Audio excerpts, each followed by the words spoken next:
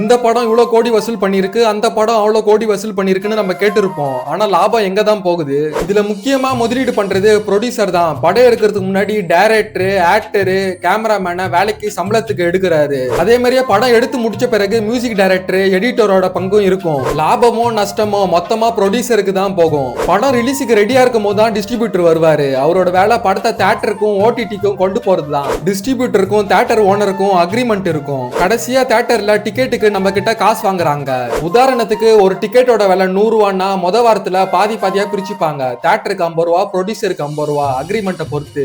உதாரணத்துக்கு 2வது வாரத்துல அந்த படம் நல்லா ஓடிச்சுன்னா ப்ரொடியூசருக்கு 2.5% போனஸ். அப்போ ப்ரொடியூசருக்கு 52.5, தியேட்டருக்கு 47.5, அக்ரிமெண்ட்டை பொறுத்து. ஒருவேளை படம் நல்லா ஓடலன்னா அதுக்கு அப்படியே ஆப்போசிட்டா தியேட்டர் ஓனருக்கு 2.5% போனஸ். அதுல இருந்து ஒரு வாரமும் படிப்படியா ப்ரொடியூசரோட லாபம் கம்மியாகிக்கிட்டே வரும் அக்ரிமெண்ட்டை பொறுத்து.